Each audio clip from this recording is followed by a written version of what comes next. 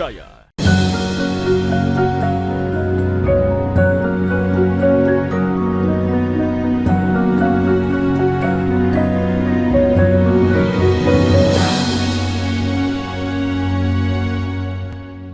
Bismillahirrahmanirrahim. Assalamualaikum warahmatullahi wabarakatuh. Alhamdulillahirabbil alamin alladzi hadana lihadza wa ma kunna linahtadiya laula an hadanallah alqail wa ma khalaqtul jinna wal ins illa liya'budun. Wassalatu wassalamu ala asyrafil makhluqat nabiyyina wa maulana Muhammadin sallallahu alaihi wasallam wa ala alihi wa ashabihi ajma'in, amma ba'd. Senantiasa kita bersyukur kehadirat Allah Subhanahu wa taala atas segala nikmat yang dianugerahkan kepada kita. Salawat dan salam atas junjungan kita Nabi Allah Muhammad sallallahu alaihi wasallam. Pemirsa sekalian, tugas manusia diciptakan oleh Allah adalah untuk mengabdi kepadanya sebaik-baik pengabdian. Maka cara mengabdi yang baik adalah memahami ajaran agama. Kalau begitu, kita secara optimis menegaskan bahwa tidak cukup orang beragama dengan semangat atau keinginan. Kalau mau beragama maka harus luangkan waktu sedikit. Mudah-mudahan bisa agak kontinu untuk belajar agama. Karena ada sebuah kesimpulan begini. May yuridillahu bihi khairan, tanda-tanda seorang hamba itu dibaikkan oleh Allah,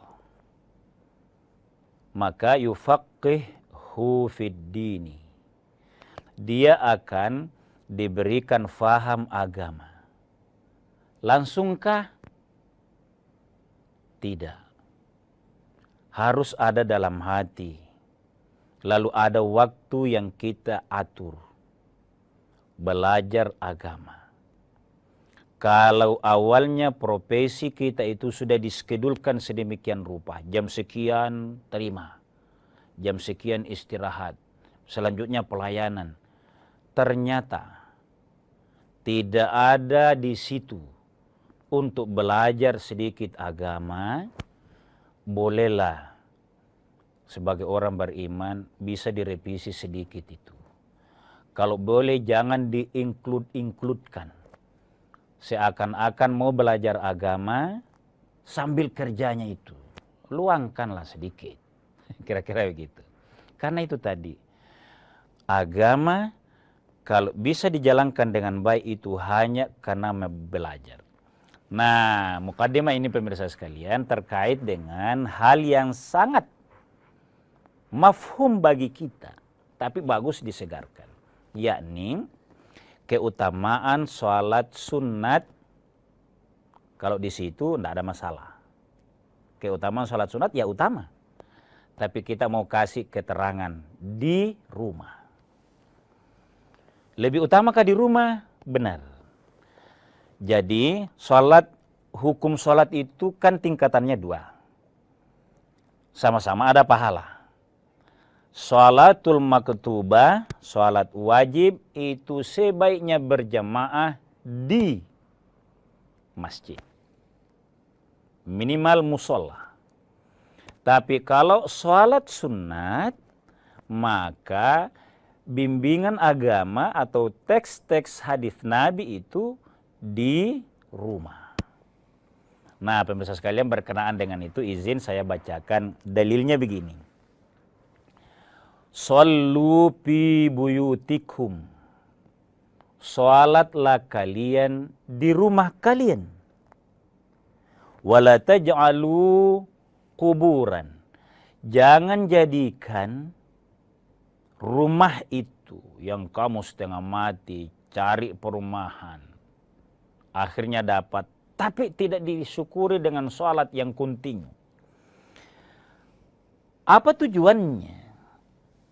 Karena ini sholat sunat maksudnya nih, agar ab'adu minar riyai. Jadi ini tujuannya. Lebih utama sholat sunat itu dilaksanakan di rumah, sementara sholat fardunya itu di masjid. Apa masalahnya? Karena ab'adu minar riyai, boleh jadi itulah yang membantu seseorang bahwa betul-betul tidak riya. Itu maknanya. Kan ada masyakkah di sini. Kalau nafsu kita yang bicara, kan ada masyakkah. Bagaimana itu Ustaz agama?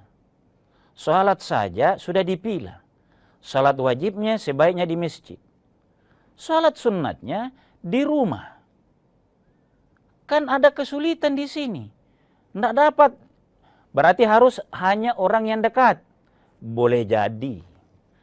Nanti kita pelajari sama-sama. Ilatnya adalah agar ab'adu minar riyai. Kita lanjutkan setelah jeda sejenak.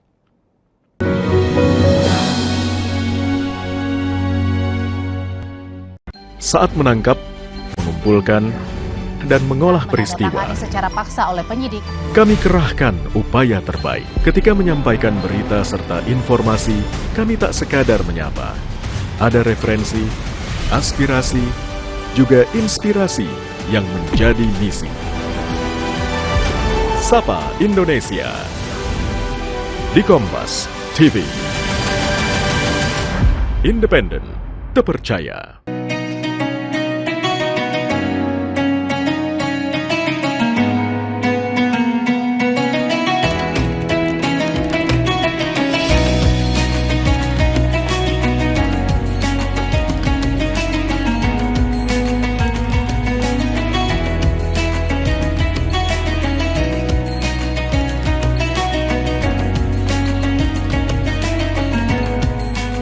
Assalamualaikum warahmatullahi wabarakatuh.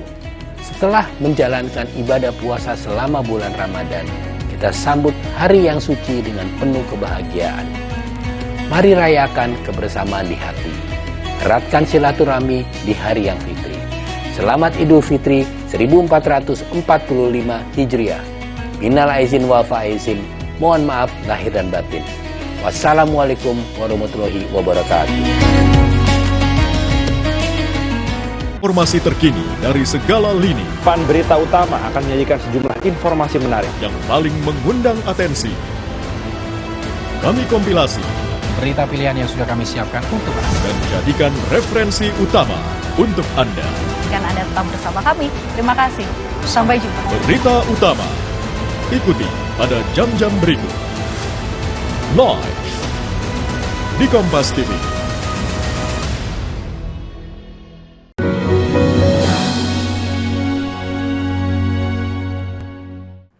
Pemirsa sekalian kaum muslimin yang dimuliakan oleh Allah Subhanahu wa taala. Jadi agama penting kita baca teksnya, tapi penting juga bahwa teks ini baik maknanya. Jangan dibenturkan. Jangan dijadikan masyakkah. Misalnya tadi salat wajibnya di masjid. Dianjurkan salat sunat di rumah. Bagaimana caranya? Tentu lihat ilatnya. Bahwa sholat sunat itu kan dua macam ya. Sholat sunat yang rawatib.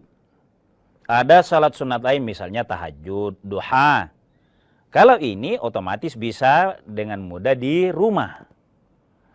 Tapi kalau rawatib, jarak azan itu ke waktu iqamah kan 10 menit. 3 menit azannya, jalannya 3 menit. Kalau mau sholat di rumah, maka sampai di masjid. Qamat. Iya kalau ini yang agak dekat. Tapi kalau sulit, pilih mana Ustaz? Sekalian sholat wajibnya nanti di masjid. Azan start dari rumah. Tetap begini pemirsa sekalian. Yang teks hadis itu adalah sholatnya tetap ada. Kalau benturan, kalau mau sholat di rumah terlambat qomat. Kalau mau sholat sunat di rumah maksudnya, terutama maghrib ya misalnya. Sholat sunat di masjid dapat, maka sholatlah di masjid. Karena yang utama tetap sholat rawatibnya, sehingga dihitung itu rakaatnya. Ba'diyah maghrib, isya, qabliyah subuh, qabliyah zuhur, itu sampai dihitung rawatib yang utama. Apa maksudnya? Laksanakan sholat sunnat. Kaitannya dengan hadis tadi adalah kalau tidak bisa dilaksanakan gara-gara mepetnya waktu, karena ini sholat berkaitan dengan waktu, maka laksanakanlah di masjid, terutama yang rawatib ya, lalu asal tidak riya. Itu sebenarnya maknanya. Jangan menjadi tidak ya, jangan deh. Karena jangan sampai tidak, bukan itu maksudnya. Nah, kita kasih contoh pemirsa sekalian. Bagaimana kalau saya mau itu Ustaz, rindu. Karena pahalanya luar biasa, itu keanjuran Nabi, pahalanya luar biasa. Menyinari juga rumah. Kalau misalnya saja ada kelonggaran waktu, pulang kantor misalnya, ada kebutuhan di mall, di toko misalnya, ada tempat sholatnya, ada jamaah di situ, tetaplah jamaah di tempat itu. Taruhlah misalnya maghrib, kita ambil contoh. Ba'diyah maghrib itu sangat utama. Kondisi kota ini macet. Bisa dipastikan kalau 2 kilo saja rumah dari mall, pasti setelah isya baru tiba. Bukan dibuang sholatnya itu tadi. Tetaplah sholat dengan niat insya Allah ikhlas. Tidak boleh ditinggal. Nah, hadis yang mengatakan jangan jadikan rumahmu itu kuburan tadi, hadis Ahmad dari jalur Aisyah radhiyallahu anha, sholat-sholat yang lain perbanyaklah di rumah. Nah, pemirsa sekalian, saya bacakan hadisnya lagi. An Sa'id bin Ishaq an abihi an jaddihi. Wah, lengkap sekali ini hadis. Dari Sa'id bin Ishaq, dari bapaknya, dari kakeknya. Berarti kakeknya yang bersahabat dengan Nabi. Salat Nabi SAW di masjid Bani Abdil Ashhal. Suatu hari Nabi dalam aktivitasnya itu sholat maghrib di masjidnya Bani Ashhal. Jadi ada, sama kita sekarang, kadangkala ada masjid atas nama orang, karena dia yang bangun, itu bagus itu. Diwakafkan untuk keluarga, untuk ayah atau untuk ibunya, lakukan itu. Nah, Nabi sholat di masjid Bani Ashhal, maghrib. Faqama nasun yatanaffaluna. Selesai sholat maghrib, selesai sholat maghrib, maka banyak manusia, faqama nasun berarti mayoritas, semuanya sholat ba'diyah maghrib. Yatanaffaluna, nawafil istilahnya. Faqala Nabi SAW, maka Nabi bersabda, alaikum bihadhihi sholati fil buyuti. Maka sebaiknya kalian melaksanakan sholat ba'diyah maghrib ini di rumah. Ayo terjemahkan hadis ini, pahami hadis ini. Isyarat Nabi tetap alaikum, haruslah kalian di rumah, sholat di rumah. Maksudnya orang-orang jamaah di situ yang dekat Bani Ashhal tadi sebaiknya sholat sunat di rumahnya. Di rumahnya. Karena dekat. Tapi kalau yang jauh misalnya Ustaz, saya contohkan tadi ke mall, pilih tinggalkan sholat ke rumah, nah habis waktu atau sekalian tidak sholat. Tetap sholat. Lakukan sholat di situ. Kalau jauh. Misalnya, ada orang yang sejahtera hidupnya. Pilih kompleks, dia lihat memang, dia tanya kepada developer, Pak developer, kompleks ini di mana nanti masjidnya? Kalau kita bangun masjid. Karena itu kewajiban developer menyiapkan sarana-sarana. Kenapa bertanya Pak Haji? Saya mau yang dekat masjid. Karena kalau saya tua nanti mau enak ibadah, melaksanakan sholat ini. Kalau orang yang dekat begini rumahnya masjid, selesai doa sama imam di masjid, 1-3 atau jarak masjid cuma 10 rumah, itu maksudnya sholat di rumah. Yang dekat. Bukan berarti tidak boleh sholat di tempat itu. Hadis Nabi seringkali harus difahami bahwa niat Nabi tidak membenturkan antara substansi agama dengan sekedar teksnya. Jangan dipusingkan, berarti saya tidak sholat maghrib saya. Kan lucu begini, ada orang tidak sholat juga sholat sunnah di masjid. Seakan-akan dia akan sholat di rumah, sholat sunat. Misalnya kalau anak muda Ramadan, tidak witir memang di masjid, karena ada beberapa orang yang tidak witir di masjid. Dengan niat melanjutkan di rumah lebih istirahat, misalnya nih, kira-kira gitu.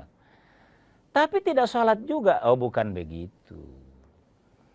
Nah itulah sebabnya pemirsa sekalian, kenapa ulama mayoritas sepakat bahwa sholat sunat memang tarawih itu. Kalau kita ke tarawih nih, karena kan umumnya ini sholat sunat.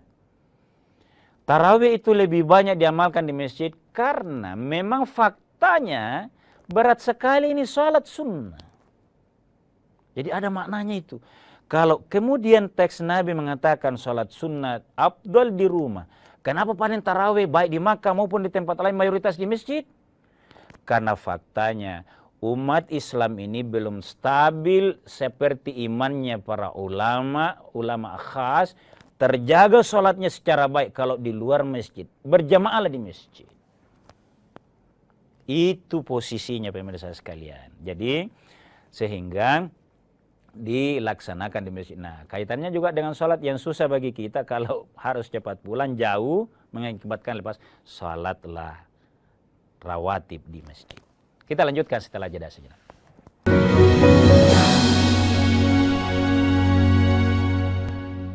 Sejarah mencatat bangsa ini berdiri di atas persatuan.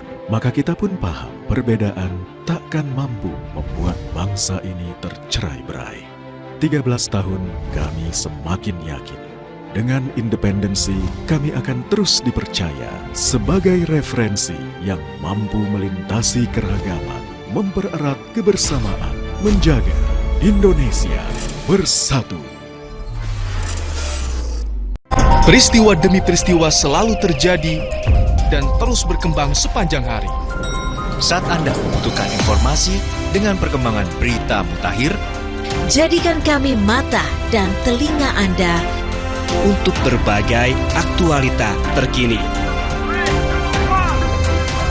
Sambut kami sebagai referensi. Ikuti semuanya di Kompas TV, independen, terpercaya.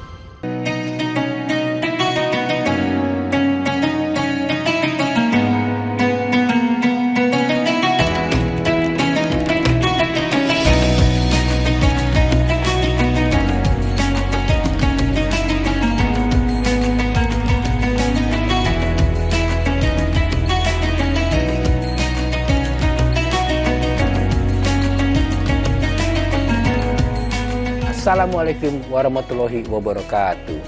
Setelah menjalankan ibadah puasa selama bulan Ramadan, kita sambut hari yang suci dengan penuh kebahagiaan. Mari rayakan kebersamaan di hati. Eratkan silaturahmi di hari yang fitri. Selamat Idul Fitri 1445 Hijriah. Minal aizin wal faizin. Mohon maaf lahir dan batin. Wassalamualaikum warahmatullahi wabarakatuh.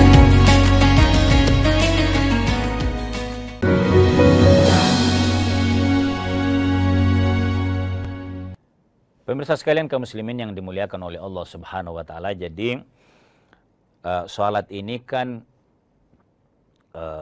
menjadi mensejahterakan orang. Termasuk salat, baik salat jamaahnya maupun salat sunatnya, terutama rawatibnya. Karena itu agak mudah dilakukan karena menempel dia di waktu. Jangan ada orang beriman meringan-ringankan ini salat sunat. Kalau boleh kita berkata begitu. seriuslah, karena la nas'aluka rizqan nahnu narzuquk. Substansinya kita sholat itu, Allah satu-satunya perintah yang Allah kaitkan dengan rezeki. Bahasanya begitu itu. Dirikan salat, la nas'aluka rizqan. Bersama keluargamu, saya tidak minta rezeki kepadamu. Oh iya kan pasti nih kalau ini. Tapi maksudnya, isyarat dari Allah, kalau kau sholat dengan baik, rezekimu itu terjamin. Setelah itu kau berusaha lah sedikit. Ibaratnya begitu. Jangan habis waktumu kerja, lalu alasan mau kerja tidak ada sholat sunatnya. Tidak usah. Itu. Wa'mur ahlaka bis sholati wastabir 'alaiha. Kan kadang-kala begini pemirsa sekalian.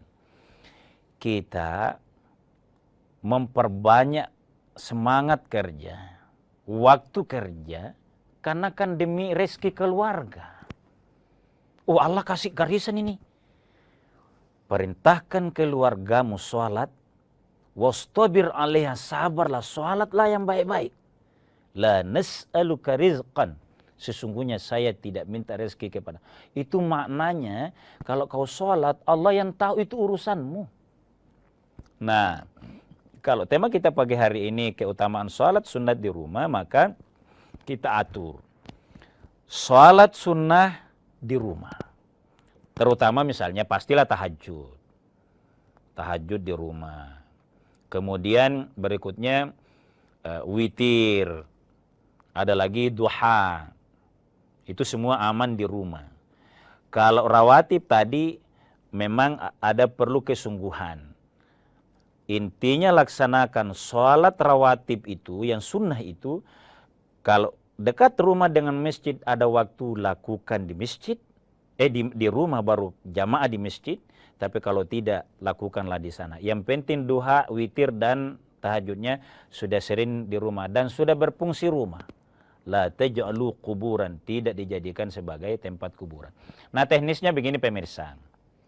Ustadz, itu umumnya hadis. Bagaimana dengan kondisi Makassar?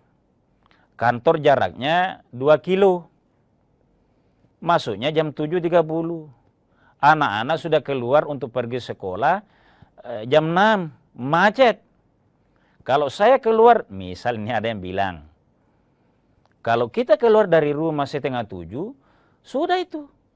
Tidak dapat ceklok jam 7.30 karena memang macet sekali Makassar. Bagaimana caranya Ustaz? Di rumah kah? Ya jadi gini. Dalil agama sudah begitu tadi. Upayakan sholat duha setiap hari. Mengenai waktunya dengan instrumen atau hal-hal yang terkait sesuai dengan perkembangan dengannya, yang tidak boleh adalah meninggalkannya. Haruskah di rumah? Lihat kondisinya. Kalau menyebabkan tidak ceklok, ini kita kaitkan ini dengan kehidupan real kita. Maka lihat, kalau misalnya kita ambil ilustrasi ringan saja. Pas waktu sholat subuh itu jam 5, supaya gampang. Kan kadang-kala sebelum jam 5. Kadang-kala juga lewat sekian menit. Yang jam 5-nya kita mudah. Itu waktu sholat subuh seringkali jaraknya antara 45 menit, paling lama sejam. Sudah isyraq. Jadi jam 5 ke jam 6 itu isyraq. Matahari sudah kuning. Jarak antara isyraq, kan haram sholat subuh pas proses naik. Yang mana itu maksudnya Ustaz? Ada yang dilarang sholat sunat setelah subuh. Yang mana itu? Pas sebelum kuningnya alam raya ini akibat pengaruh matahari pagi naik. Itu kalau baru kuning di atas, belum kelihatan mata mataharinya itu, mata matahari ya maksudnya ya, sebagian maksudnya, itu jangan dulu sholat. Tapi begitu matahari sudah di atas di pandangan kita, kalau normal cuaca, itu sholat isyraq. Yang penting sudah di atas matahari. 10-15 menit dari situ, maka boleh sholat duha. Jadi kita peringkas saja. Jam 6 isyraq. jam 6.10 bisa sholat isyraq. Jam 6.20 bisa sholat duha 5-10 menit. Kalau ini diyakini masih aman perjalanan, kita masuk kerja di kantor karena itu juga aturan. Jangan dibenturkan. Ah, ini urusan dunia di kantor. Jangan. Lakukan dua-dua secara baik. Tapi kalau tidak bisa, mending amannya. Oh, kalau begitu laksanakan di kantor. Kantor juga itu dianggap rumah kedua. Kan tempat kita mendapatkan nafkah. Lakukan di sana. Niatnya tetap ikhlas. Lagi-lagi, kalaupun sholat duha, sholat sunat duhanya harus di kantor dengan kondisi perkembangan zaman kekinian macet misalnya, niatkan kalaupun sholat duha di kantor bukan pamer kesalehan, bukan. Tapi boleh juga kalau mengingatkan teman, saya ini sholat duha. Ayolah kerja hari ini kan sebenarnya tidak berat-berat amat. Masa sih dalam 5 hari itu semuanya sulit? Enggaklah. Maka permudahlah kerja selama sehari itu dengan waktu sholat yang singkat. Nah pemirsa sekalian, kita mengangkat tema keutamaan sholat sunat di rumah. Itu terutama sholat misalnya duha, tahajud, dan witir yang memang sangat longgar dilakukan di rumah memang. Jangan ada rumah sudah tidak bagus, tidak lagi dipakai sholat. Bahkan kalau ada rumah bagus, maka makin bagus ditempati ngaji, ditempati juga sholat sunnah-sunnah. Mudah-mudahan Allah memberikan kepada kita kesempatan melakukan amal soleh ini dan berberkah dalam hidup kita. Sekian dan demikian. Mohon maaf atas segala kekurangan. Wallahu a'lamu bissawab. Wassalamualaikum warahmatullahi wabarakatuh.